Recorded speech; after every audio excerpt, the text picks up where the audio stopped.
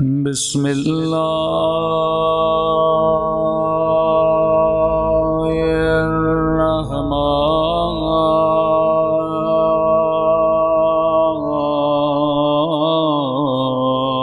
الرحیم۔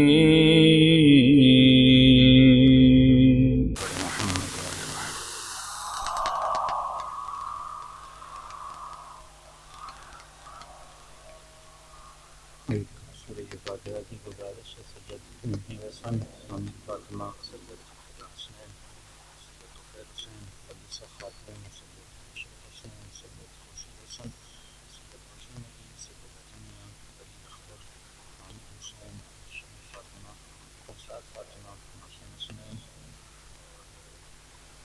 راز حسین جان حسین، جتنے بھی آپ کے اپنے مرحومین ہیں شہدائے ملت ہیں، سب کو یاد کرتے ہوئے سورۃ الفاتحہ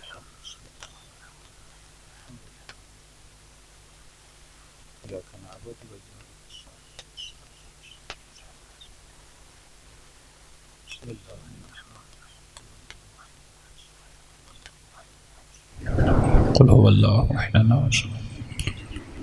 ربنا تقبل منا انک انت السمیع العلیم۔ صلوات پڑھے محمد وآل محمد۔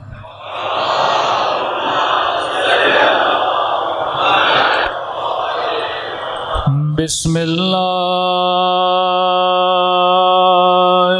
الرحمن الرحیم۔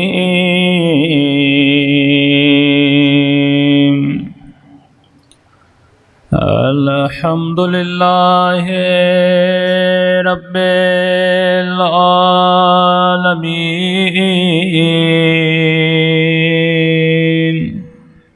الحمد للہ کما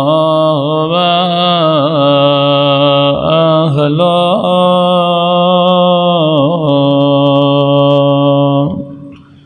الصلاۃ والسلام علی سید المرسلین وخاتم النبیین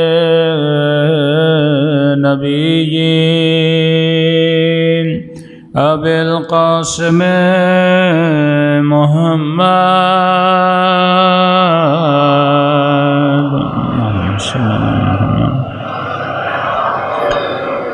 وعلی آلہ طیبین الطاہرین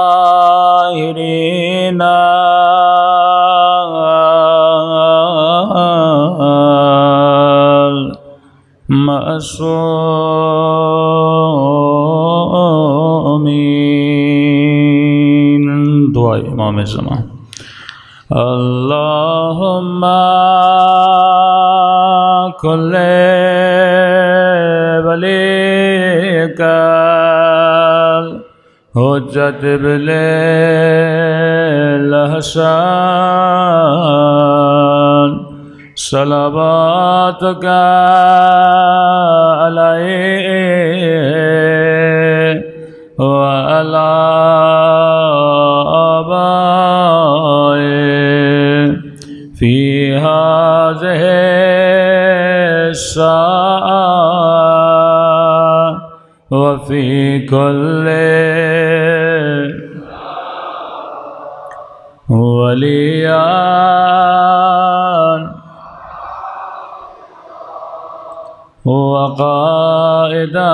وقائدان وناصران ودلیلان وعینا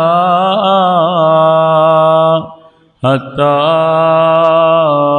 تسکنہ أرضك طوعا وتمتعه فيها طويلا برحمتك يا أرحم الراحمين۔ الراحمین صلوات پڑھ محمد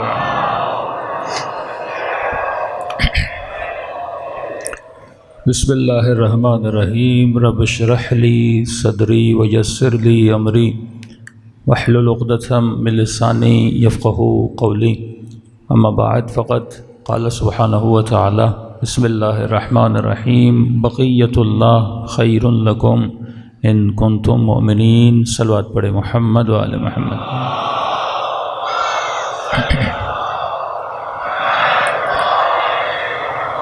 دعا ہے پروردگار عالم ہم سب کی عبادتوں کو اپنی بارگاہ میں قبول فرمائے، اور جس مقصد زندگی کی خاطر یہ مجالس رکھی جاتی ہیں خدا ان مقاصد میں بھی ہم سب کو کامیابی نصیب فرما دے۔ مسلسل گفتگو ہو رہی ہے کہ انسان اپنا رابطہ اپنے امام سے کیسے مضبوط کرے۔ ہدف زندگی بھی یہی رابطہ ہے جسے آپ کنیکشن بول سکتے ہیں۔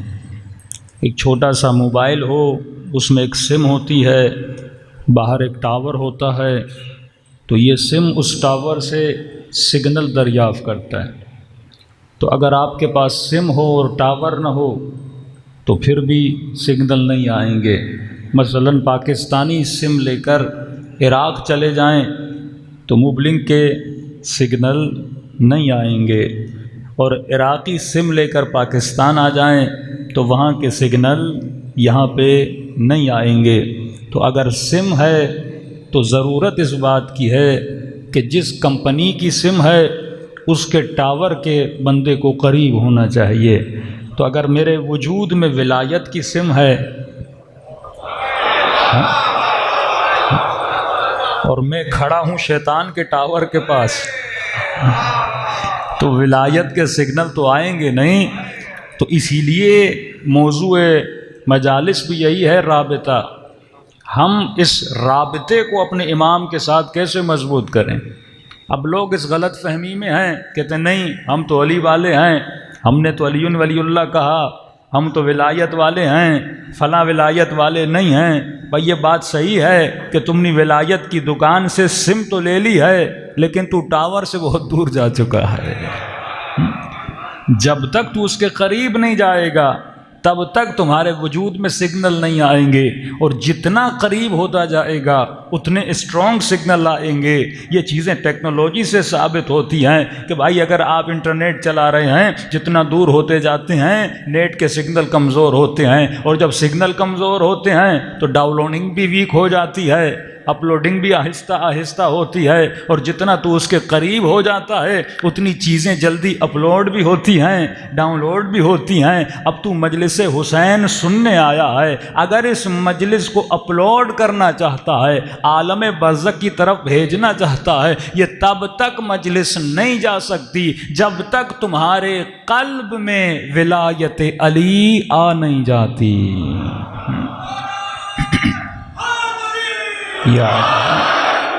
یہ وجود جب تک قریب نہیں ہوتا محمد اور آل محمد کے۔ میں نے سورہ آل عمران کی آیت پڑھی کہ آواز پروردگار عالم آئی کہ اے صاحبان ایمان اصبروا وصابروا ورابطوا، اور امام سے پوچھا گیا مولا یہ دو صبر کیا ہیں؟ کل کی مجلس میں عرض کر چکے کہ پہلا صبر یہ ہے کہ جو چیزیں رب عالمین نے تمہارے اوپر واجب کی ہیں ان پہ صبر کرو۔ اے جوان آنکھوں پہ کنٹرول کرو، اے خاتون اپنے سر پہ دوپٹہ رکھو، اپنے بدن کو عیاں نہ کرو۔ خدا کبھی بھی ایسے بندے کو جنت میں نہیں بھیجتا جو مفاخرہ کرتا ہے۔ آج کل حجاب تو ہے لیکن یہ حجابیز کے جو مختلف ماڈلز نکلے ہیں یہ بہت غلط ہیں، یہ توہین حجاب ہے۔ بھائی میں حجاب کر رہی ہوں لیکن حجاب کے مختلف فیشنز آج کل دیکھتے ہیں، اس طرح کا حجاب، اس طرح کا حجاب، وہ تصور حجاب کو خراب کیا جاتا ہے۔ مثلا آپ نے دیکھا ہوگا، ایک کلپ میں دیکھ رہا تھا، مثلا ایک خاتون انگریز خاتون تھی، اسے کہا تم حجاب کرو، اب اسے حجاب پہنایا، وہ مور اٹریکٹیو لگ رہی تھی۔ جب حجاب میں نہیں تھی تو سمپل سی لگ رہی تھی، لیکن جب حجاب میں آئی مور اٹریکٹیو نظر آئی، تو اس انگریز نے کہا حجاب تو بہت اچھا ہے، میں تو مجلس میں زیادہ اٹریکٹیو لگ رہی ہوں. یعنی سوچ وہی سوچ انگریز والی. اسلام کی سوچ ہی یہی ہے, تم کبھی ایسے کپڑے نہ پہنو جس سے نامحرم کو اپنی طرف اٹریکٹ کرو. اے جوان کبھی ایسا لباس نہ پہنو جس سے کسی خاتون کو اٹریکٹ کرو. اے خاتون کبھی بھی ایسا حجاب بھی نہ کرو جس سے تم نامحرم کو اٹریکٹ کرو. بیسک سوچ کا مسئلہ ہے. اب دوپٹہ سر پہ آ گیا لیکن سوچ وہی انگریز والی ہے. جوان نے چہرے پہ داڑھی رکھ لی لیکن سوچ وہی انگریز والی ہے. اب داڑھی کے بھی اسٹائل بنا رہا ہے, بالوں کے بھی اسٹائل بنا رہا ہے. کیوں؟ کیونکہ ریاکاری کرنا چاہتا ہے, لوگوں کی توجہ حاصل کرنا چاہتا ہے. بھائی آج لوگ دینداری کی طرف کیوں نہیں آتے؟ کیونکہ مجلس کروانے والے کی بھی سوچ ہی ہے, مجلس پڑھنے والے کی بھی سوچ ہی ہے, کرانے والے کی سوچ ہی ہے زیادہ سے زیادہ مجمع آ جائے, پڑھنے والے کی سوچ یہ ہے کہ مجمع راضی ہو جائے. اس بیچ میں خدا اور امام حسین نکل جاتے ہیں. اصل ہدف زندگی یہ ہے تو وہ کپڑے پہن جس سے خدا اٹریکٹ ہو, تو وہ کام کر جس سے حسین اٹریکٹ ہو, تو ایسا عمل کر جس سے علی ابن ابی طالب راضی ہو. دنیا تجھ سے ناراض ہوتی ہے تو ہو جائے, لیکن سیدہ زہرا تجھ سے راضی ہو جائے. ہاں کیا تھا کربلا؟ کربلا کا مقصد و ہدف کیا تھا؟ رشتہ دار ناراض ہوتے ہیں تو ہو جائیں. رسول خدا کے اپنے سگے رشتہ دار ناراض ہوئے کہ نہیں ہوئے؟ سگے چچاؤں نے ان کے اوپر ظلم کیا کہ نہیں کیا؟ لیکن وہ کہتے ہیں ایک طرف پوری کائنات چلی جائے لیکن اگر میرا رب راضی ہو جاتا ہے.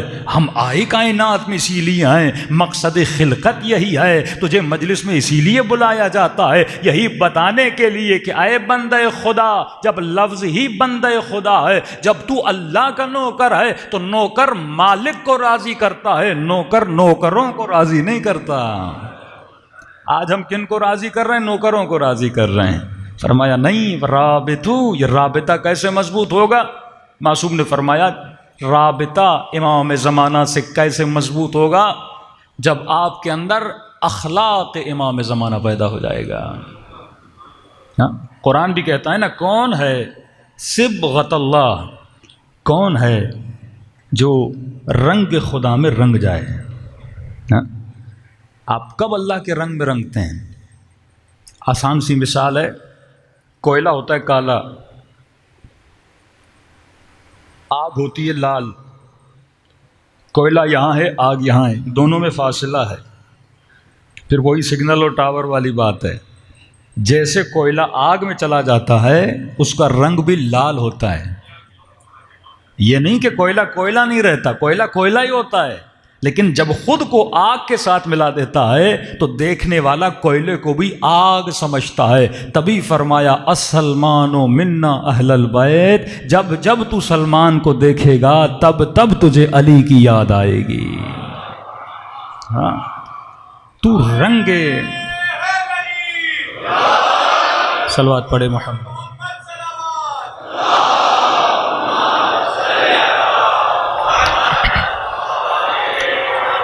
دس مجلسیں سنو یا 1000 مجلسیں سنو, اگر یہ مجلس تمہارے وجود کو اخلاق امام زمانہ میں نہ بدلے, مجلس کا فائدہ نہیں ہے. اگر یہ مجلس مجھے, میری صفات کو, میری عادتوں کو علی ابن ابی طالب جیسا نہ بنائے تو مجلس کا کوئی فائدہ نہیں. کیوں اللہ کہتا میرے بندے میری اطاعت کرو میں تجھے اپنے جیسا بنا دوں گا؟ کیا مطلب ہم اللہ جیسے بن جائیں گے؟ ہم آئے دنیا میں اسی لیے ہیں تاکہ رنگ خدا کو پائیں, کیونکہ ہمارے وجود میں نفخ پروردگار عالم آئے. IRC میں میرا ٹاپک تربیت انسان ہے, وہاں پہ میں نے فرمایا, مولا فرماتے ہیں 3 چیزوں کو جو بندہ سمجھ لے. پہلی مجلس میں نے ہلکا سا اشارہ کیا تھا کہ تم آئے کہاں سے ہو, رہ کہاں پہ رہے ہو اور جاؤ گے کہاں پہ. 3 چیزیں سمجھ میں آ جائیں تمہاری زندگی میں سکون آ جائے گا. غلط سوچ کی بنیاد پہ ہم غلط فیصلے کرتے ہیں. اگر آپ کو یاد ہو میں نے ایک سوال کیا تھا, کیونکہ وہ یہ ٹاپک یہاں کا نہیں ہے, ٹاپک کسی اور اشرے کا ہے, لیکن کسی مومن نے کہا مولانا آپ نے اس مجلس میں سوال تو کیا لیکن جواب ہمیں نہیں بتایا, ابھی تک ہم سوچ رہے ہیں وہ جواب کیا ہے. تو وہ نیٹ پہ ہے کیونکہ وہ ٹاپک تربیت انسان والا ہے, یہاں امام سے رابطے کا ٹاپک ہے, لیکن مختصر آپ کو بتا دیتا ہوں. میں نے سوال کیا تھا کہ انسان, یاد ہے کیا نہیں ہے؟ یہ اچھے سامعین کی عادت ہوتی ہے جو مجلس کو یاد کرتے ہیں. اس کا مطلب یہ مجلس مزے کی مجلس نہیں ہے, کچھ آپ سیکھنے آتے ہیں یہاں پہ. ایک تو یہ ہے کہ انسان کیا ہے. میں نے کہا نہیں، یہ نہیں کہو کہ انسان کیا ہے، کیونکہ کئی غلط فہمی آپ کے ذہن میں آئیں گی. آج تک جو آپ سمجھ رہے ہو وہ آپ ہو نہیں، جس کی وجہ سے آپ کے ڈیسیجن غلط ہے اور بڑے سکون سے بیٹھے ہوئے ہو میں تو انسان ہوں.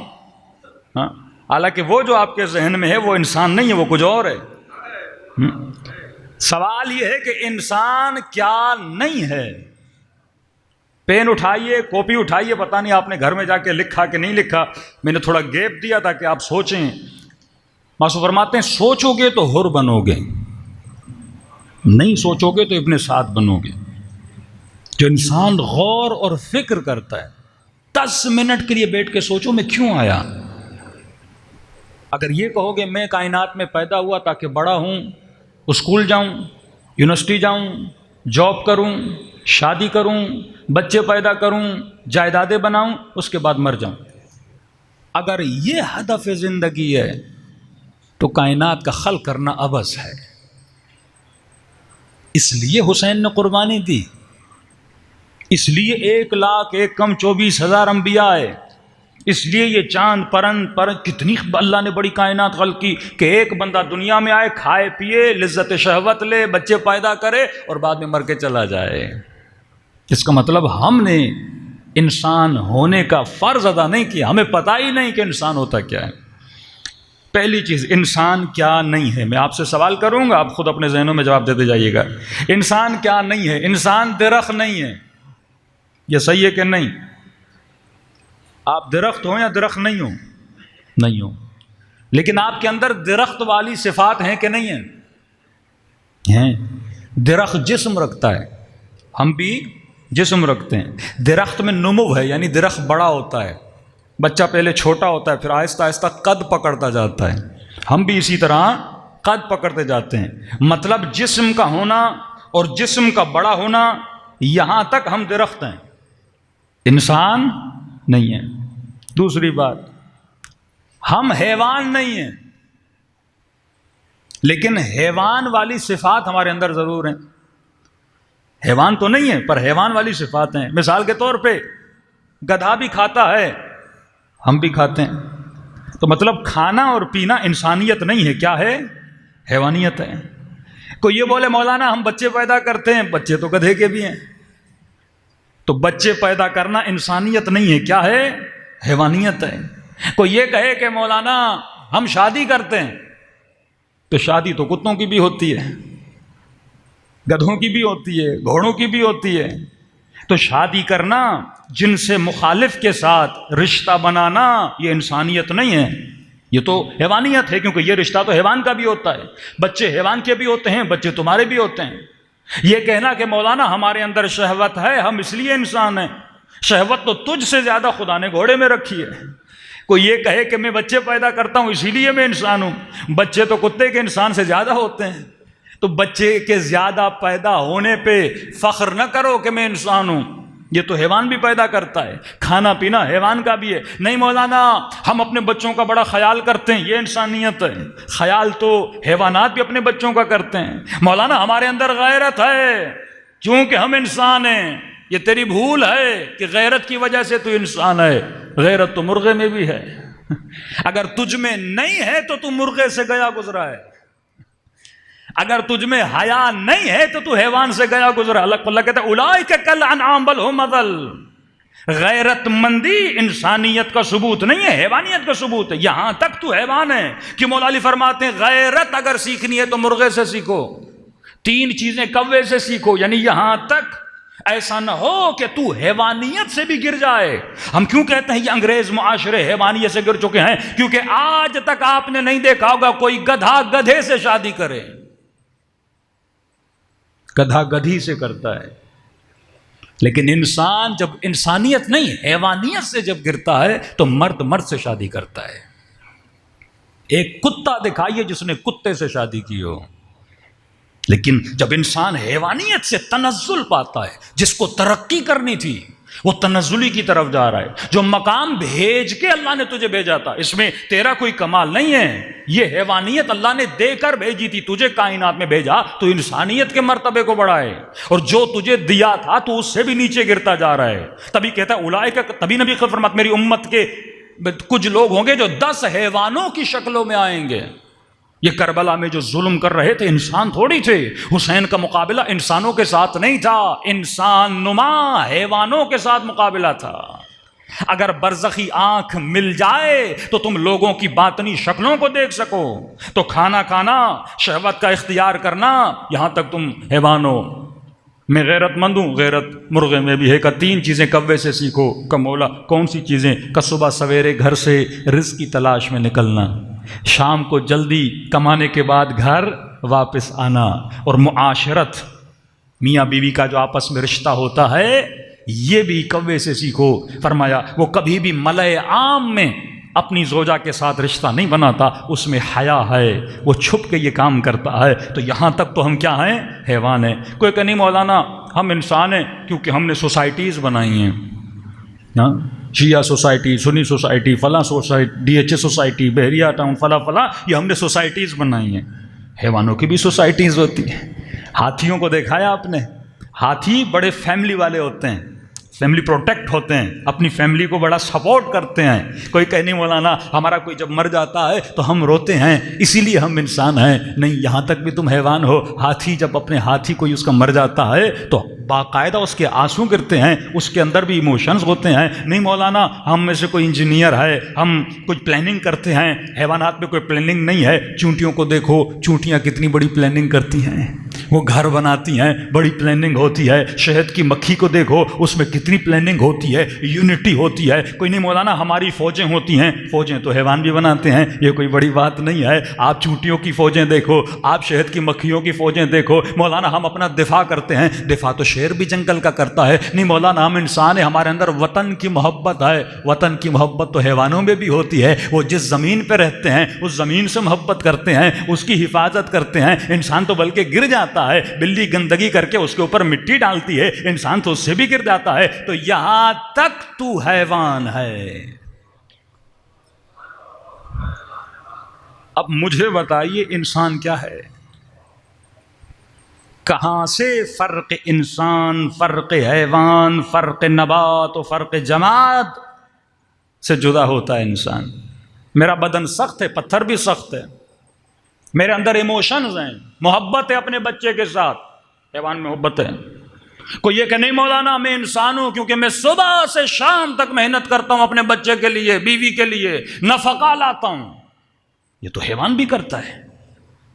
چڑیا اپنے بچے کے لیے دانے کی تلاش میں نکلتی ہے، عقاب اپنے بچے کے لیے شکار کر کے کھانا لاتا ہے. حیوانات اپنے بچوں کے لیے کتنی محنت کرتے ہیں. اگر تو گھر میں سویا رہے، رزق و روزی کی تلاش میں نہ جائے تو حیوان سے بدتر ہے. گدھا بھی گھاس کے ملنے کے لیے کتنا وزن اپنی پیٹھ پہ اٹھاتا ہے، کس لالچ میں کہ مالک مجھے رات کو کیا دے گا؟ گھاس دے گا. تو بھی صبح سے شام تک محنت کرتا ہے تاکہ تیرا باس تجھے کچھ پیسے دے دے، ان پیسوں سے کھانا لے لے اور گھر لے جائے. اب یہ فرق ہے، وہ گھاس کھاتا ہے، تو کڑھائی کھا لیتا ہے، تو بریانی کھا لیتا ہے. کھانا تو کھانا ہے نا، تو بھی پیٹ کو بھرتا ہے، وہ بھی اپنے پیٹ کو بھرتا ہے. وہ بھی اپنے بچوں کے لیے محنت، تو بھی اپنے بچوں کے لیے محنت. وہ بھی اپنی زمین کا دفاع، تو بھی اپنی زمین کا دفاع. اس کے اندر بھی پلاننگ ہے، تیرے اندر بھی پلاننگ ہے. کہاں سے میں انسان دکھتا ہوں؟ یہاں تک میں جو کچھ کر رہا تھا وہ حیوانیت تھی، تقاضا حیوانیت تھا. کیونکہ اللہ نے جسم دیا، جسم کا تقاضا پورا کرنا ہر انسان کے لیے لازمی ہے. اگر وہ بھوک دیتا ہے اس کے لیے کھانا لانا ہے، اگر وہ پیاس دیتا ہے اس زبان کو پانی دینا ہے. کہاں سے انسان انسان کہلاتا ہے؟ فرماتے ہیں ایک ہی فرق ہے، ایک ہی سرحد ہے، ایک ہی لکیر ہے جہاں سے انسان حیوان سے جدا ہوتا ہے. حیوان کے اندر ایک صفت بڑی لمیٹڈ ہے، وہ صفت آپ کے اندر ان لمیٹڈ ہے. وہ کون سی صفت ہے؟ حیوان تربیت پاتا ہے.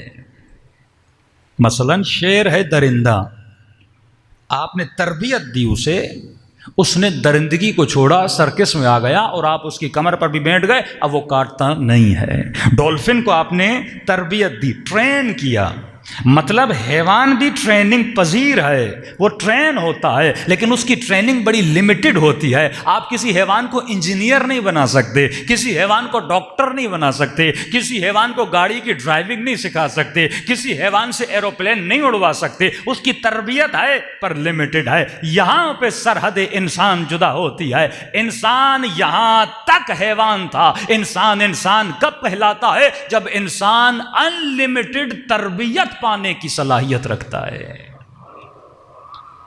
یہ تیرے اندر صلاحیت ہے، تو ڈاکٹر بن سکتا ہے، تو انجینئر بن سکتا ہے، تو عالم بن سکتا ہے، تو زاہد بن سکتا ہے، مطلب تو خود کو تربیت دے سکتا ہے، اور اس تربیت کے نتیجے میں تو اپنے درجات کو بلند کر سکتا ہے۔ اب کوئی یہ سوچے مجھے جاب مل گئی، میرے بچے ہو گئے، میں سکون سے گھر میں بیٹھا ہوں، لہٰذا میں انسان ہوں، میں نے حق ادا کر دیا انسانیت کا۔ نہیں، تو اسی لیے آیا ہی نہیں تھا۔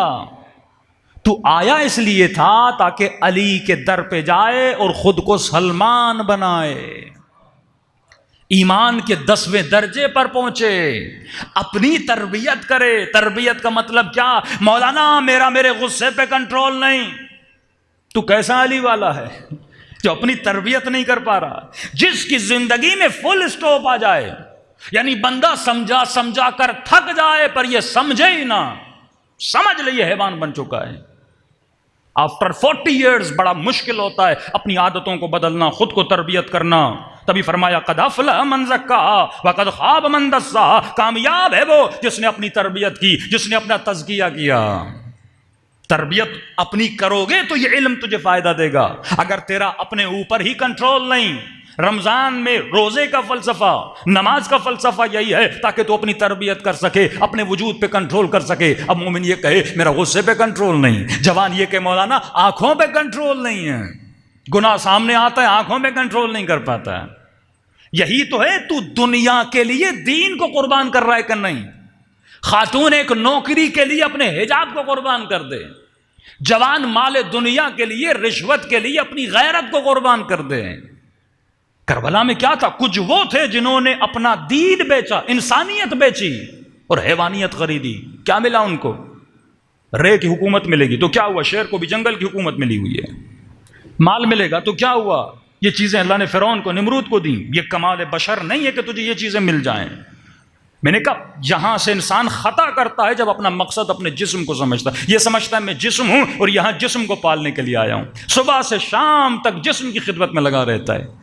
Western mind set, European mind set, انگریز مائنڈ سیٹ، یعنی آج ہم کلمے پڑھ رہے ہیں لیکن سوچیں وہی ہیں، نمازیں پڑھ رہے ہیں سوچیں وہی ہیں، تہجد پڑھ رہے ہیں پر سوچیں وہی انگریز والی سوچ ہے۔ کیا فائدہ ہے سوچ کا؟ تو بقائے جسم کے لیے نہیں آیا، تو تربیت روح کے لیے آیا ہے۔ اللہ نے تجھے فرش پہ بھیجا تاکہ تو پرواز کر کے عرشی بنے۔ عرشی کب بنے گا؟ جب تمہارے وجود میں عقل بڑھے گی۔ عقل کیسے بڑھتی ہے؟ تربیت انسان کی کیسے ہوتی ہے؟ جب تمہارے وجود میں علم آتا ہے۔ علی ابن ابی طالب، بابائے حسن و حسین، اصحاب کی محفل میں بیٹھے ہیں، ایک شخص شام سے آتا ہے، اصحاب علی کے سامنے مولا علی کو گالیاں دینا شروع کر دیتا ہے۔ صحابی غیرت میں آتے ہیں، یا علی اس کا منہ بند کریں۔ کہ چپ کر کے بیٹھ جاؤ، دینے دو اسے، جتنی گالیاں دیتا ہے دینے دو۔ مولا کو پتا ہے انسان لمیٹڈ ہے، کتنی دے گا، تھک جائے گا آخر۔ ہاں اب 10 گھنٹے کی تو کوئی مجلس پڑھ بھی نہیں سکتا نا، بلا انسان تھک جاتا ہے آخر، بول بول کے بھی تھک جاتا ہے، قرآن پڑھ کے بھی انسان تھک جاتا ہے، اس کی ایک لمٹ ہے۔ امام نے کہا دینے دو اسے، دیتا رہا، مولا علی کو برا بلا کہتا رہا، جو کچھ گند اس کے ذہن میں شامیوں نے بھرا تھا وہ اس نے مولا علی کو بول دیا۔ بول کے جب تھک گیا، امام نے اپنے صحابی کو کہا اسے پانی تو پلا، تھک گیا ہے۔ سوچ دیکھیے نا، اور کنٹرول علی بن ابی طالب، مطلب وہ امام کیسا جس کے غصے کو شام سے آیا ہوا ایک شامی کنٹرول کرے۔ یہ کیسا مومن ہے؟ کہتے مولانا تھوڑی چنکی دیں اس کو۔ مطلب میری چابی میرے ہاتھ میں نہیں ہے، لوگوں کے ہاتھ میں ہے، کوئی یہاں چنکی دیتا ہے، کوئی یہاں سے چنکی دیتا ہے۔ تو کیسا مومن ہے؟ تیرا اپنے اوپر کنٹرول ہونا چاہیے۔ کوئی تجھے گالی دے رہا ہے، تیری عزت کوئی کم ہو رہی ہے کسی کے گالی دینے سے؟ وہ اپنے اعمال کم کر رہا ہے۔ تیری نگاہ دنیا پر نہیں ہے، تیری نگاہ آخرت پر ہے۔ جن کو غصے پہ کنٹرول نہیں، وہ انسان نہیں ہے، وہ حیوان ہے۔ پھر تجھ میں اور شہر میں، تجھ میں اور کتے میں کیا فرق ہے؟ وہ بھی اپنے غصے پہ کنٹرول نہیں کر پاتا، لیکن اگر اس کی تربیت کرو تو وہ بھی اپنے غصے پر کنٹرول پا لیتا ہے۔ تو کیسا انسان ہے جو تربیت نہیں پا رہا؟ تیرا مقام حیوانیت سے بلند تھا۔ مولانا فرمایا سے پانی پلاؤ، پریشان ہو گیا، میں گالیاں دے رہا ہوں اور یہ مجھے پانی پلا رہے ہیں۔ صحابی اٹھا، پانی دیا، پانی پیا، ہانپ رہا تھا، تھکا ہوا تھا، منہ سے جھاگ نکل رہی تھی، اتنا مولا علی کو اس نے برا بلا کہا، بغض امیر المومنین اس کے وجود میں تھا۔ امام آگے بڑھے، کہا اے مسلمان بھائی یہ بتاؤ رہنے کے لیے کوئی جگہ ہے؟ نہیں ہے تو علی تیرے لیے بندوبست کرے۔ ہاں، کوئی مقروض تو نہیں ہو، قرضہ تو نہیں مانگنے آئے، پیسوں کی ضرورت ہے تو علی تجھے پیسے دے۔ لمبے سفر سے آئے ہو، بھوک تو نہیں لگی؟ کہیں لگی ہے تو کہوں تیرے لیے سفرہ لگائیں، علی تجھے کھانا کھلائے۔ جب اس نے یہ عالم دیکھا، میں نے اتنی گالیاں دی، یہ کھانا پوچھ رہے ہیں کہیں مقروض تو نہیں ہو، پوچھ رہے ہیں کوئی گھر تو رہنے کے لیے جگہ ہے تو نہیں ہے، فوراً علی ابن ابی طالب کے قدموں پہ گر گیا کہ یا علی، میں نے شام میں جو پروپیگنڈا آپ کے خلاف سنا تھا، آپ کے اخلاق نے سارے پروپیگنڈے کو ختم کر دیا۔ میں نے جو سنا تھا یہاں وہ علی نہیں دیکھ رہا، میں نے جو سنا تھا یہاں وہ اخلاق نہیں دیکھ رہا کہ یا علی میں تو آپ پہ ایمان لانا چاہتا ہوں۔ مولا تبھی اپنے اصحاب کو دیکھتے کہتے ہیں اگر علی بھی غصہ کرتے کیا ہونا تھا؟ یہ وہی بغض لے کر یہاں سے چلا جاتا۔ تبھی فرماتے شیو کونو لنا زینن ولا تکونو لنا شینا، ہمارے لیے باعث زینت بننا، کبھی باعث ذلت نہ بننا۔ کردار تیرا ایسا ہو، رفتار تیری ایسے ہو جس کے ذریعے سے تم لوگوں کو اپنی طرف کیا کرو، اٹریکٹ کرو۔ نیت اٹریکٹ کرنے کی نہ ہو، نیت یہ ہو مجھے ہم شکل علی ابن ابی طالب بننا ہے۔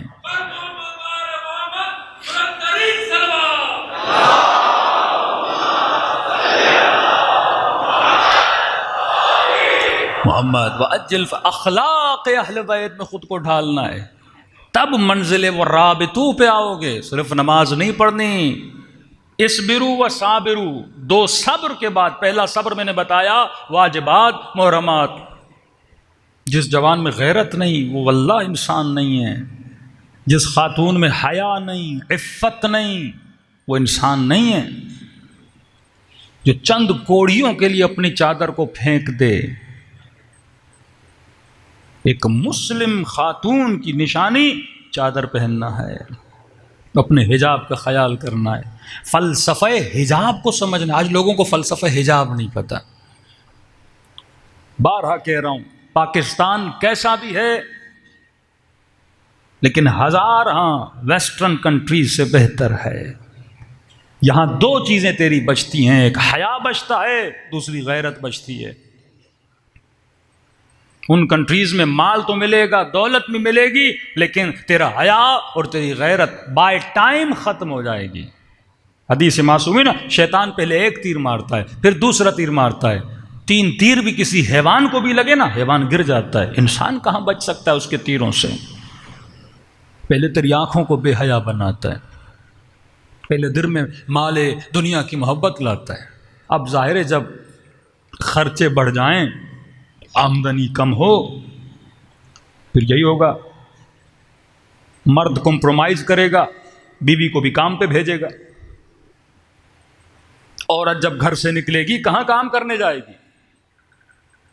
ہاں اگر ایسے اسکول میں کام کرتی ہے جہاں خواتین ہیں، کئی ایسے شعبے ہیں جو عورتوں کے لیے اچھے ہیں اور انہی سے ریلیٹڈ ہیں، جیسے ٹیچنگ کرنا، بچوں کو پڑھانا،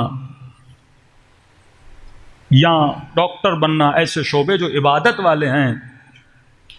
کئی گائنی ڈاکٹرز خواتین ہونی چاہیے، خواتین کی ڈیلیوریز ہوتی ہیں، اس میں خواتین کو جانا چاہیے، کیونکہ شریعت میں ہے جب حرام ہے کہ عورت کسی مرد ڈاکٹر کو دکھائے، حرام ہے، تمام مراجع کا فتویٰ ہے، حرام ہے، منع کیا اہل بیت نے۔ لیکن جب غیرت کم ہو جاتی ہے، دانت بنوانے کے لیے بھی مرد کے پاس چلی جاتی ہے، آنکھیں دکھانے کے لیے بھی مرد کے پاس چلی جاتی ہے، یعنی برائی نہیں مانتے نا۔ عفت جب ختم ہو جائے، حیا جب ختم ہو جائے یا کمزور ہو جائے، اسے برا ہی نہیں لگتا۔ آیت اللہ نراقی کی بیٹی حج پہ جا رہی تھی، میں نے بتایا تھا شاید یہ واقعہ۔ ایسی عفیفہ خاتون مشہد کا یہ واقعہ تو بہت مشہور ہے نا خواتین کے لیے. ہاں زحمت ہوتی ہے، تکلیف ہوتی ہے. ظاہر ایک فسق و فجور کے معاشرے میں جب تم رہتے ہو تو زحمتیں تو اٹھانی پڑتی ہیں. دینداری آسان تو نہیں ہے. کربلا ایک آسان ماجرا اور واقعہ تو نہیں ہے. علی اکبر قربان کرنا پڑا، علی اصغر قربان کرنا پڑا. تو تھوڑی سی زحمت نہیں اٹھاتا دینداری کے لیے؟ تو تھوڑی سی زحمت نہیں اٹھاتا امام زمانہ والا معاشرہ بنانے کے لیے؟ دیواروں والی سوسائٹیز کا کیا فائدہ؟ شیعہ سوسائٹی کا مطلب یہ ہے وہاں پہ اسکول ایسا ہو جس میں بچے بچیاں جدا جدا پڑھیں، جس میں حیا بچے. شیعہ سوسائٹی کا مطلب یہ ہے وہاں پہ ایک ہاسپٹل ہو کہ اس خاتون کو باہر نہ جانا پڑے. خواتین کے لیے خواتین ڈاکٹرز ہوں، مردیں کے لیے مرد ڈاکٹرز ہوں. پھر یہ سوسائٹی وہی ہے. یہودی سوسائٹی اور مسیحی اور شیعہ سوسائٹی میں کوئی فرق نہیں. اگر میں اس میں دین اسلام کو فیسیلیٹیٹ نہیں کر رہا، ہر بندے پر واجب ہے کہ یہ جوان گناہ میں پڑ رہا ہے، اب گناہ میں کیسے بچایا جائے؟ دین میں اسی لیے اللہ بندوں کے لیے یرید بکم اليسر، اللہ تمہارے لیے آسانیاں چاہتا ہے، عسر نہیں چاہتا، زحمت نہیں چاہتا. اب وہی سوچ آ گئی بیٹی کو انٹر کے بعد اب بیچلر بھی کروانی ہے، ماسٹر بھی کروانی ہے. اب یونیورسٹی جاتی ہے، بیچلر کی ماسٹر کی ایج نکل گئی. مولانا اب رشتے نہیں ہو رہے. کس نے تجھے کہا تو اسے بیچلر کروا؟ یہ مولا علی نے کہا تھا، امام حسن نے. مولانا کیا آپ علم کے خلاف ہیں؟ کیا یہ علم ہے؟ یہ تربیت ہے؟ اصل تربیت یہ ہے تو اسی زندگی کرنے کا طریقہ سکھا. تو اسے یہ بتا انسان ہونے کا مطلب کیا ہے. تو اسے یہ بتا تو دنیا میں پیدا کیوں کو گئی. مجھے مرد پیدا کیا گیا، تجھے عورت پیدا کیا گیا، عورت کا مطلب کیا ہے، تاکہ یہ ایک انسان کو تربیت دے. آج تو بیٹے کو ڈاکٹر بنا دے، انجینئر بنا دے. کیا فائدہ ایسے ڈاکٹر انجینئر کا جس میں عدالت نہیں ہے؟ کیا فائدہ ایسے ڈاکٹر انجینئر کا؟ تم نے بیٹے کو S P D S P engineer بنا دیا، وہاں جا کے رشوت لے رہا ہے. وہی مائنڈ سیٹ ہے. ڈاکٹر بنا نیت وہی ہے لوگوں سے پیسے بناؤں. انجینئر بنا وہی نیت ہے مال سے مال بناؤں. ایسے ڈاکٹر انجینئر کا کیا فائدہ؟ مولانا انہوں نے بڑی بیٹوں کی اچھی تربیت کی ہے، ایک بیٹا انجینئر ہے، ایک بیٹا ڈاکٹر ہے، اور جا کے ملو تو دین نظر ہی نہیں آتا، انسانیت نظر ہی نہیں آتی.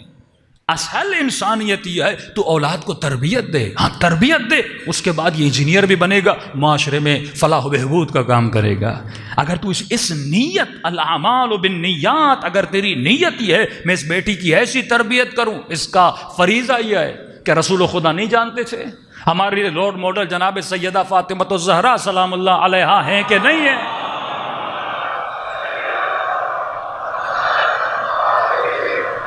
اگر رول ماڈل جناب سیدہ ہیں تو کیا رسول نے اپنی بیٹی کو گھر میں بٹھایا؟ جیسے جوان ہوئی سیدہ کی شادی کروا دی. بیٹا جیسے جوان ہو اس کی شادی کروا. مولانا والدین کے حقوق پہ پڑھیں. بھئی اگر والدین کے حقوق ہیں کیا تمہارے بچوں کے اوپر تمہارے حقوق نہیں ہیں؟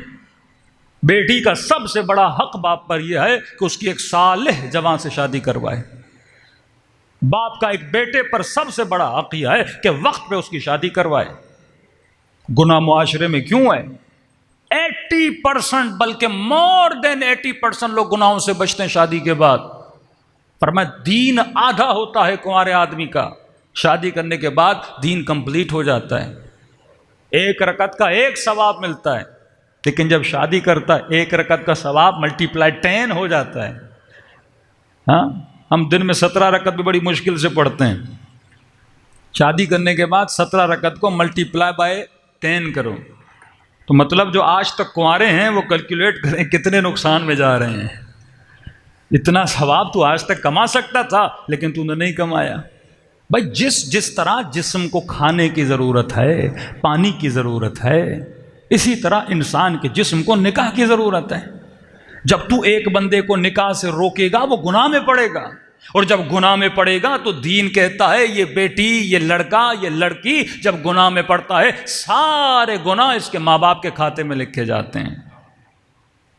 اور وہی سوچ جو شیطانی سوچ، مولانا بیٹا کماتا نہیں ہے، مہنگائی کا زمانہ ہے. اللہ انسان کی نفسیات کو جانتا تھا، تبھی قرآنی آیت ہے، حدیث نہیں ہے. یغنہم اللہ من فضلہ، اللہ ان اعتراضات کو جانتا تھا، تبھی فرمایا اے میرے بندے گھبرانا نہیں، میں اپنے فضل و کرم سے تجھے رزق عطا کروں گا۔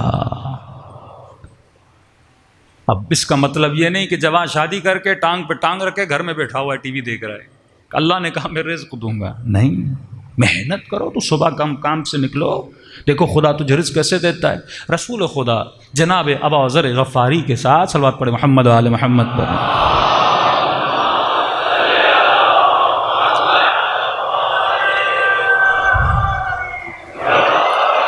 جناب ابا ذر غفاری کے ساتھ درخت کے نیچے بیٹھے تھے، کیا دیکھا؟ درخت کے اوپر دو کبوتر بیٹھے ہیں۔ رسول غور سے دیکھ رہے تھے، جناب ابو ذر نے کہا یا رسول اللہ کیا دیکھ رہے ہیں؟ کہ ابو ذر غور سے دیکھو، ایک جو کبوتر ہے وہ نابینا ہے، دوسرا بینا ہے، اس کی آنکھیں ہیں، اور دیکھو وہ دور سے دانہ لے کر اس نابینا کے منہ میں ڈال رہا ہے۔ اس نے کہا سبحان اللہ یا رسول اللہ، کہ ابو ذر کتنا ایمان کمزور ہے اس انسان کا کہ خدا جب ایک نابینا کبوتر کو رزق دے سکتا ہے تو کیا انسان کو رزق نہیں دے گا؟ دوسرا جب بندہ شادی کرتا ہے وہ خاتون خود اپنا رزق لے کر آتی ہے، مسائل کہاں پہ ایجاد ہوتے ہیں؟ پھر وہیں سوچ پہ۔ اس بچی کی بھی سوچ یہ ہے اس لڑکے سے شادی کروں، گاڑی ہو، گھر ہو، ٹی وی ہو، یہ ہو وہ ہو۔ یہ لڑکا بھی دیکھا دیکھی میں فلاں نے شادی کی، یہ تھا وہ تھا وہ تھا، اسی دیکھا دیکھی میں لیٹ ہو جاتے ہیں، اور اس لیٹ ہونے کے سبب میں گناہوں میں پڑ جاتے ہیں، آخرت کو تباہ و برباد کرتے ہیں۔ میرے چھٹے امام جعفر صادق علیہ الصلوۃ والسلام،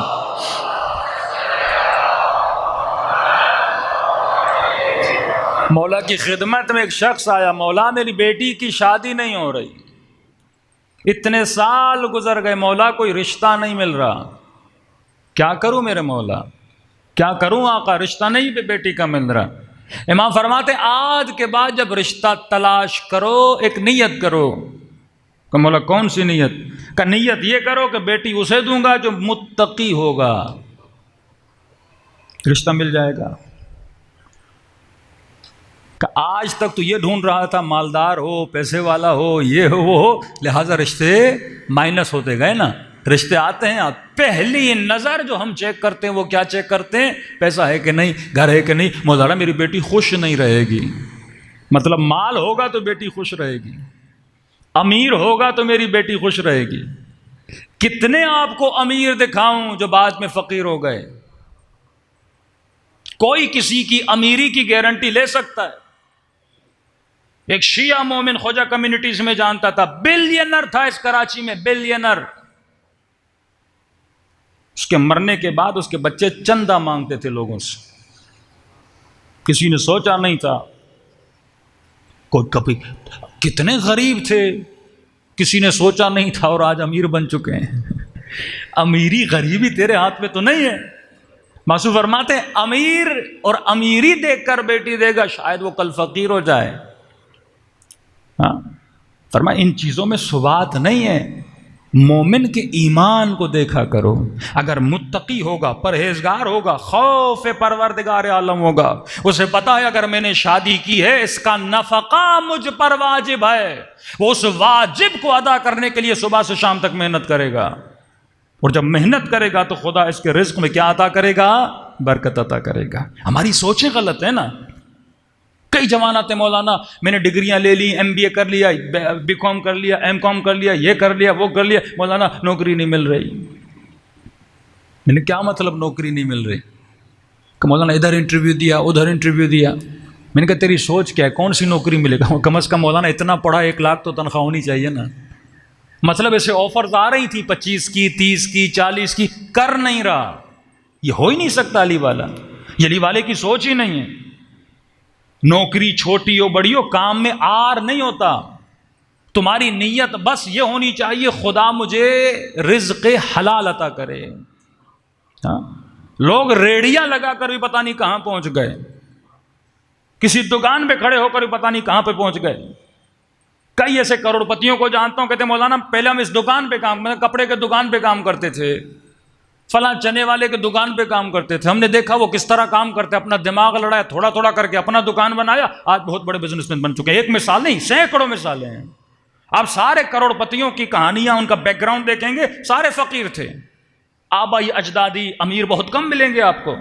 تو جا کے محنت کر، کسی دکان پہ چلا جا، تھوڑا سا سرمایہ بنا کے ایک دکان کھول دے، خلوص دل سے محنت کر، سوچ سمجھ کے کوئی کاروبار چلا، چھوٹے سے چھوٹا چلا، 20,000 سے 30,000 سے شروع کر، پھر دیکھ خدا تیرے رزق میں برکت کیسے عطا کرتا ہے۔ سست اور تنبل بندہ خدا کو پسند نہیں، علی کو پسند نہیں۔ اتنی سخت روایت ہے، مولا علی ابن ابی طالب، صلوات پڑھے محمد وآل محمد۔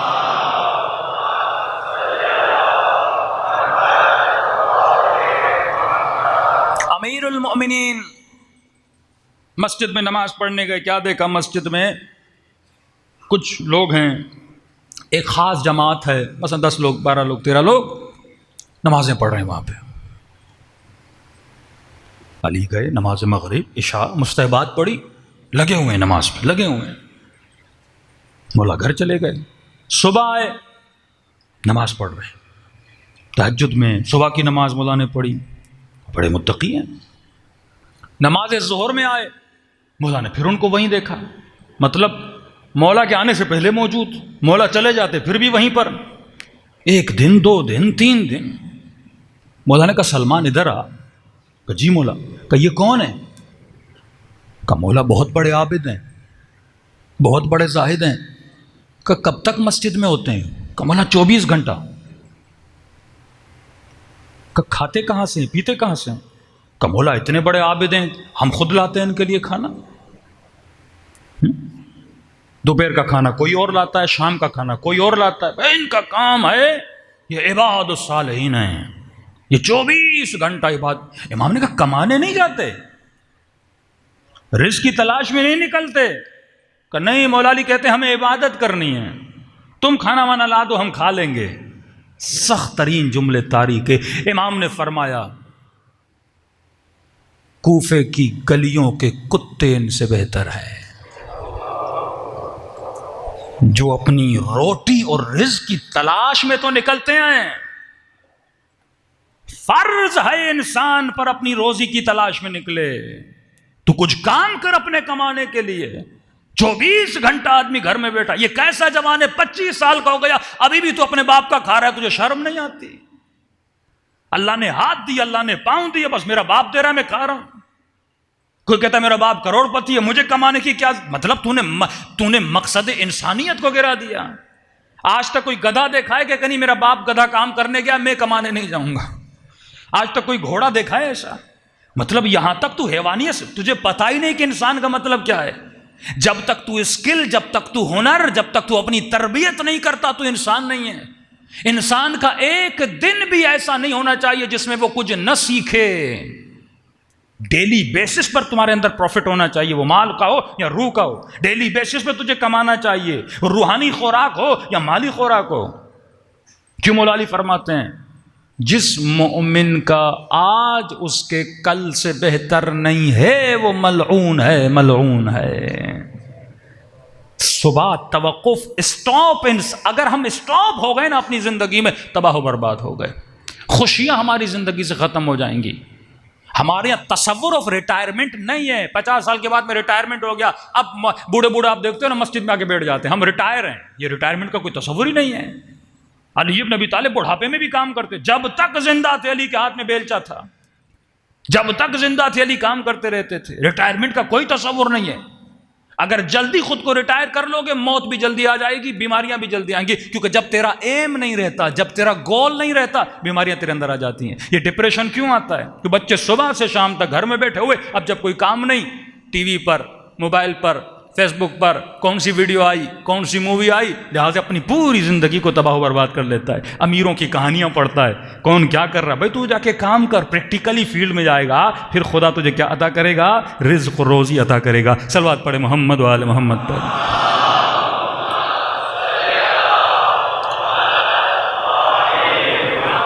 یعنی 5 منٹ کے لیے تصور کریں کہ امام زمانہ کا ظہور ہو جائے اور مولا یہ کہیں کہ میں کمانے کے لیے جا رہا ہوں، کوئی شیعہ جانے دے گا؟ نہیں مولا آپ تو بیٹھیے، ہم آپ کو دیں گے مولا۔ ہاں ہمارا سب کچھ آپ کا ہے مولا، ہمارے گھر آپ کے، ہمارا مال آپ کا، ہمارا دولت آپ کی. لیکن مولا علی کی زندگی پڑھی ہے؟ مولا خود کمانے جاتے تھے. کیا مالک اشتر نہیں تھے؟ کیا سلمان فارسی نہیں تھے؟ کیا میثم تمار نہیں تھے؟ کبھی میثم کو کام پڑتا تھا نا تو علی کہتے تھے میثم تو چلا جا، تیری کھجوریں علی بیچے گا. علی کو کبھی آج مومن کو بولے کیا کام کرتے ہو؟ اچھا ڈاکٹر ہیں، بڑے معزز ہیں. آپ کے بیٹے انجینئر؟ اچھا ماشاءاللہ بڑے معزز ہیں. آپ کے بیٹے کیا کرتے ہیں؟ کوئی مومن یہ بول دے میرا بیٹا فروٹ کی ریڑھی لگاتا ہے. اچھا ان پڑھ ہے. میثم تنمار ان پڑھ تھے. علی کی پہلی لیول کا صحابی ریڑھی لگاتا تھا، کھجور کی ریڑھی لگاتا تھا. اس نے تو آر نہیں سمجھا میرے پاس کوئی باغ ہو یہ ہو، نہیں.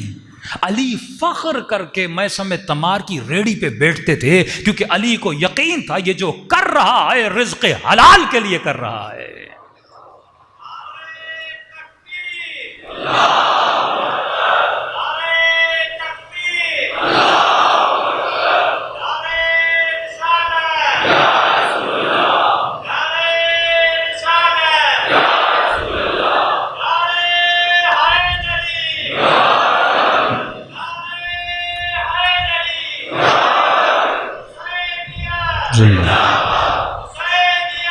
زندہ اور تو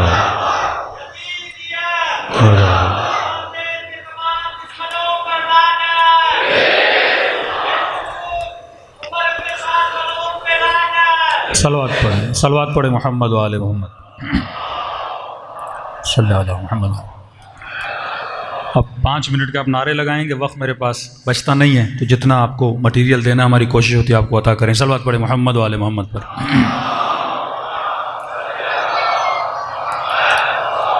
تو کام کرنا آر نہیں ہے، ننگ نہیں ہے، برائی نہیں ہے کہ یہ سوچے لوگ کیا کہیں گے، آپ کا بیٹا ریڑھی لگاتا ہے، آپ کے بیٹے کی چھوٹی سی دکان ہے، آپ کے بیٹے، یعنی ہم اسی میں ہیں کہ بیٹا ڈاکٹر بنے لوگوں کو دکھاؤں، بیٹی ڈاکٹر بنے لوگوں کو دکھاؤں.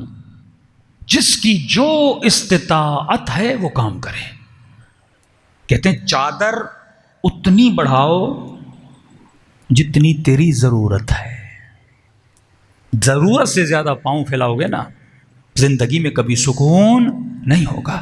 کوشش یہ ہو اللہ مجھے جتنا بھی دے حلال کا دے، کسی کا حق نہ ماروں، کیونکہ یہاں جنت ہو ہی نہیں سکتی، دنیا میں آسائش ہو ہی نہیں سکتی. آسائشیں ملتی ہیں، جنتیں ملتی. میں نے کل بھی کہا تھا اکثریت جنت میں غریبوں کی ہوگی، اکثریت غریبوں کی ہوگی جنت میں. میں سمے تمال غریب ہانی ابن اور بنا، یہ نہیں کہ پیسہ برا ہے، پیسہ برا نہیں ہے، لیکن نیت اگر اچھی ہو بندے کی. میں مال اسی لیے کما رہا ہوں ضرورتوں کو پورا کروں، پھر دوسری مومنوں کی ضرورتوں کو کیا کروں، پورا کروں. کل میں نے ایک جملہ میرے اپنے چھٹے امام کو بتایا تھا، آج اس کا دوسرا جملہ فرما دوں کہ امام نے فرمایا ہمارے شیعوں کی نشانی کیا ہے. پہلی نشانی امام نے کیا فرمایا، یہ ہے کہ اگر پوری دنیا کی دولت بھی انہیں دی جائے ان کے نزدیک مچھر کے پر کے برابر بھی نہیں ہے. ایسے شیعوں کو دیکھنے کے لیے میں جعفر صادق مشتاق ہوں. امام زمانہ بھی یہی کہتے ہیں، ایسے مومنوں سے ملنے کے لیے، ان کی نشست میں، ان کی محفل میں بیٹھنے کے لیے میں امام زمانہ اشتیاق رکھتا ہوں، بیٹھوں. دوسری صفت امام نے فرمائی یہ امیر ہوں یا غریب ہوں، یہ ہمارے شیعوں کی مدد کرتے ہیں. مدد یہ نہیں کہ آپ صرف امیر ہو تو مدد کر سکتے ہو، کہ یہ امیر ہوں یا غریب ہوں فرق نہیں پڑتا. جہاں جس مومن کو ضرورت پڑتی ہے یہ مومنوں کی کیا کرتے ہیں، مدد کرتے ہیں. کسی جوان نے کہا کہ مولانا میرے پاس تو کچھ بھی نہیں، نہ پیسہ ہے نہ دولت ہے، میں کیسے مدد کر سکتا ہوں. مولا علی فرماتے ہیں تم ایک دل گرفتہ، ایک مجبور، ایک پریشان آدمی ہوتا ہے نا، وہ اس تلاش میں ہوتا ہے مجھے کوئی مل جائے جس کے ساتھ میں درد دل کروں، اپنی 4 باتیں اسے بتاؤں. انسان ہے بیچارہ، کہتا ہے کسی کے ساتھ بیٹھ کے اپنا درد دل کروں. تو فرماتے ہیں ایک مسکراہٹ بھی کسی مومن کے لیے باعث مدد ہو سکتی ہے. مثال اہل بیت کی سنیے. دوسری مثال فرمائے ہمارے شیعہ شہد کی طرح میٹھے ہوتے ہیں.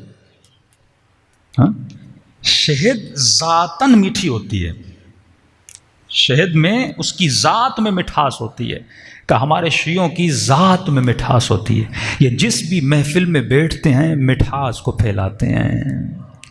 کسی ناراض کے ساتھ بیٹھے، کسی بیچارے کے ساتھ بیٹھے، اس کی محفل میں بیٹھتے ہیں نا، وہ خوش ہو جاتا ہے۔ یا مولا علی کیا کرتے تھے؟ رات کے اندھیروں میں اٹھتے تھے، خود جاتے تھے۔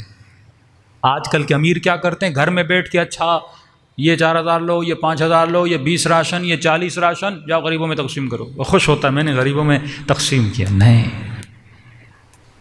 سیرت علی یہ ہے کہ اپنے ہاتھوں سے غریبوں کے دروازے پہ جاؤ اور دے کر آؤ، تاکہ تجھے محسوس ہو کہ غربت کیا ہوتی ہے۔ کا صحت کی قدر کرنی ہے نا، ہاسپٹل چلے جاؤ، مریضوں کو دیکھو تاکہ تجھے محسوس ہو خدا کی نعمت کیا ہے۔ زندگی کی قدر کرنی ہے، قبرستان چلے جاؤ ہفتے میں 1 مرتبہ، تاکہ تجھے انجام پتہ چلے، یہ ہے اس بدن کا انجام، یہ مٹی میں مل جاتا ہے۔ دوسرا، مولا علی کیا کرتے تھے؟ جب واپس آتے تھے نا، کسی خرابے میں کسی فقیر کو دیکھتے تھے۔ کون ہے فقیر؟ علی تو نہیں جانتے نا، نابینا کوئی فقیر، بیٹھ جاتے تھے۔ فقیر کوئی پریشانی ہے؟ کہتا تھا ہاں بوڑھا ہو گیا ہوں، سر میں درد ہے۔ مولا کہتے چلو سر رکھو میرے سرانے پہ، علی تیرے سر کو دبائے گا۔ علی فقیر کا سر دبا رہے ہیں، یا علی میری ٹانگوں میں تکلیف ہے، علی تیری ٹانگوں کو دبائے گا۔ اس طرح پیار کر رہے تھے جس طرح کوئی جوان اپنے باپ کی خدمت کرتا ہے، اپنے ہاتھوں سے لقمے کھلا رہے ہیں، اسے کیا پتا کون ہے۔ اور جب پوچھتا تھا اے مرد مہرباں آپ ہو کون؟ کہتے تھے نام جان کے کیا کرو گے، مطلب میں نام کے لیے نہیں کر رہا ہوں، میں خدا کے لیے کر رہا ہوں۔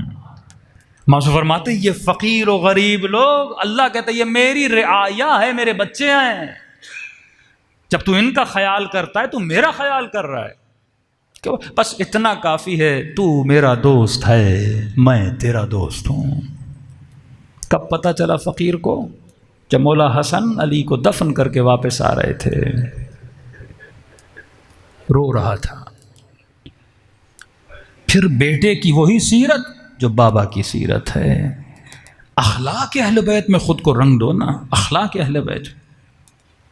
ہمارے استاد کہتے ہیں کہ جب امریکہ گئے اور وہاں پہ انہوں نے تبلیغ شروع کی، ایک یہ صفت بھی اہل بیت تبلیغ کرتے تھے کہ جتنے لوگ ہو سکیں زیادہ سے زیادہ مسلمان بنو۔ کہتے جب تبلیغ کی 4-5 انگریزوں کو مسلمان بنایا تو کہتے ہیں کہ میں کہہ رہا تھا اہل بیت کو کہ مولا میں نے وہی کام کیا جو آپ کا اخلاق تھا، کہ اسی رات میں نے خواب میں مباہلے کا واقعہ دیکھا، یعنی اللہ نے پنجتن کی زیارت نصیب کروائی۔ مطلب اگر تم یہ کرو گے تو ہم تجھے دکھا رہے ہیں تم وہی کر رہے ہو جو ہم کرتے تھے۔ اس طرح اخلاق میں مل جاؤ۔ مولا حسن واپس آ رہے تھے، فقیر کے رونے کی آواز سنی، فریادیں کر رہا تھا۔ 3 دن گزر گئے، میرا دوست نہیں آیا۔ مولا حسن آگے بڑھے، فقیر کو پیار کیا کہ کوئی مسئلہ ہے؟ کہ ایک دوست تھا، آتا تھا، کبھی سر دباتا تھا، کبھی پاؤں دباتا تھا۔ امام حسن نے کہا آج میں دبا دیتا ہوں تیرا سر، آج میں اپنے ہاتھوں سے تجھے کھانا کھلاتا ہوں۔ کہا نہیں نہیں میرا دوست آئے گا، میں اس کا انتظار کروں گا۔ مولا حسن نے فرمایا اے فقیر اب وہ نہیں آئے گا۔ کہا تو اسے جانتا ہے؟ کہا ہاں وہ میرا بابا علی تھا۔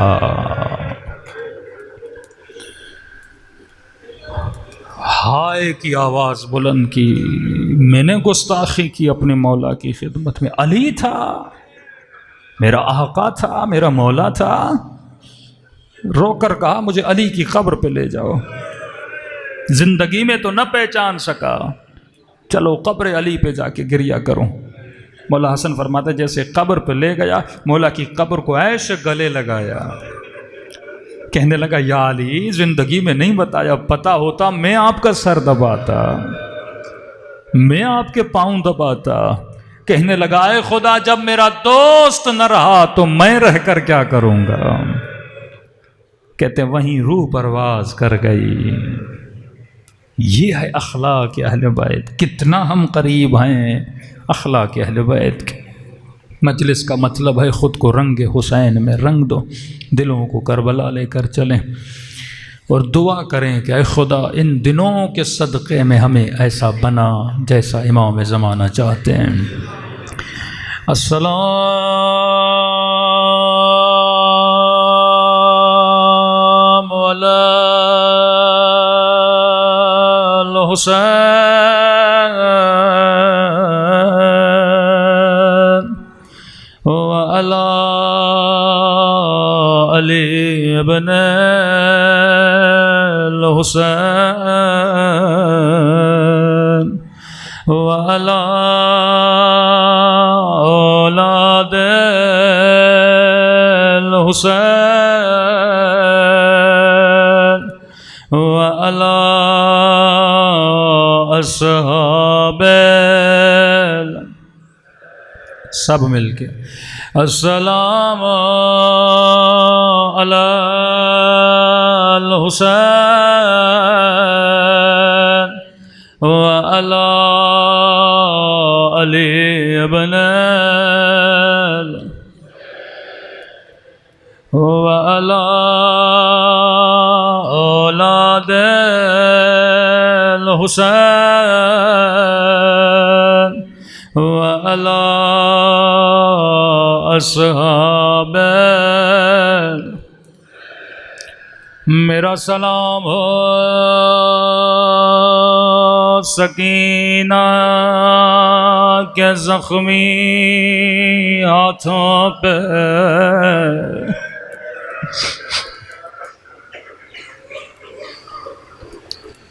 میرا سلام ہو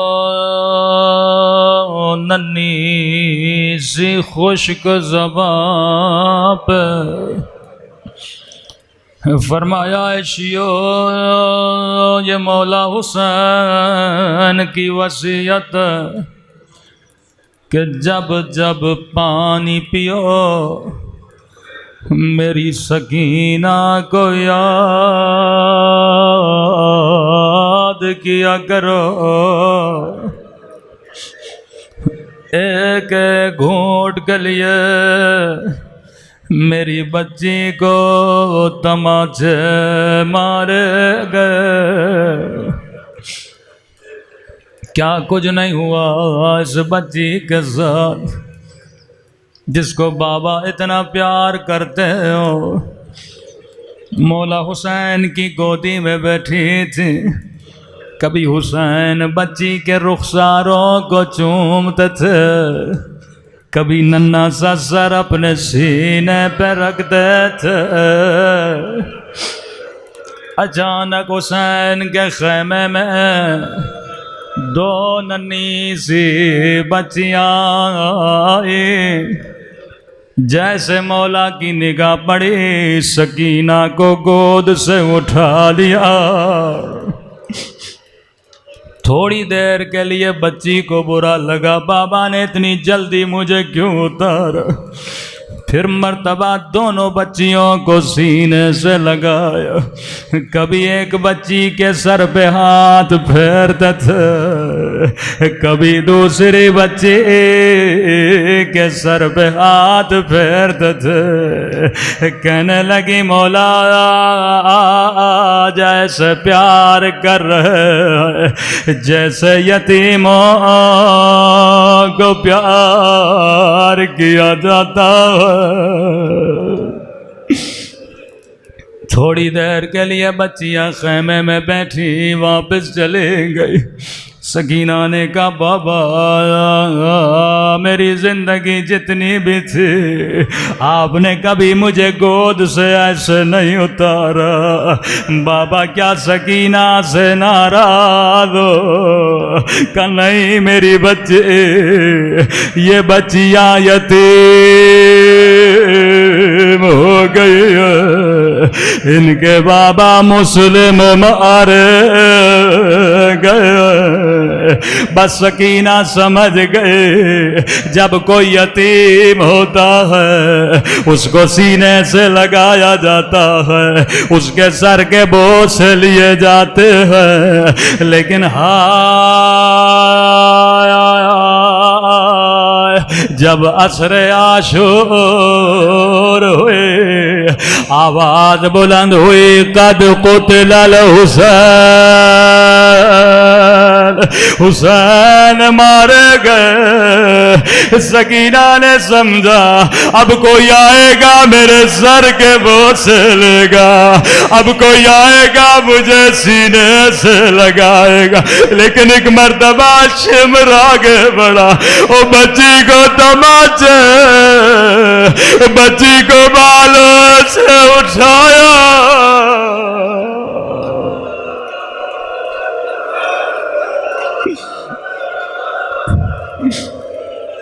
روایت کے جملے ہیں اتنے تماچے مارے بچی بے ہوش ہو گئے جیسے آنکھیں کھلی بابا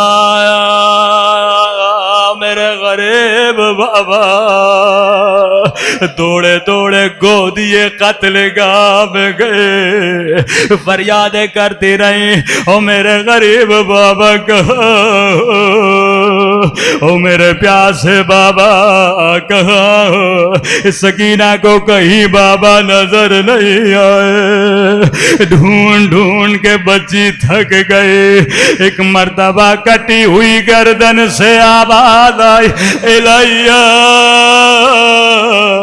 الیہ او میری پیاسی بچے او میری تھکی ہوئی بچے سکینہ نے خود کو بابا کے گلے پہ گرا او بابا میں یتیم ہے کسی نے میرے سر کا بوسہ نہیں لیا او بابا شمر نے مجھے تماچے مارے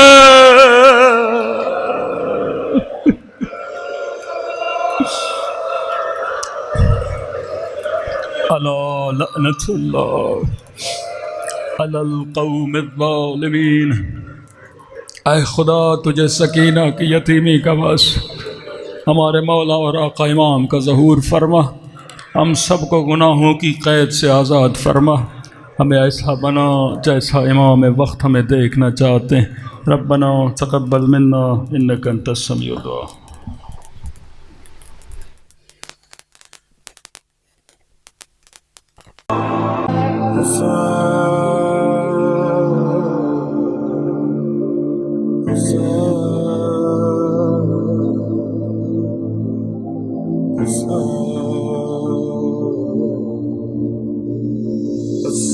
السلام علیکم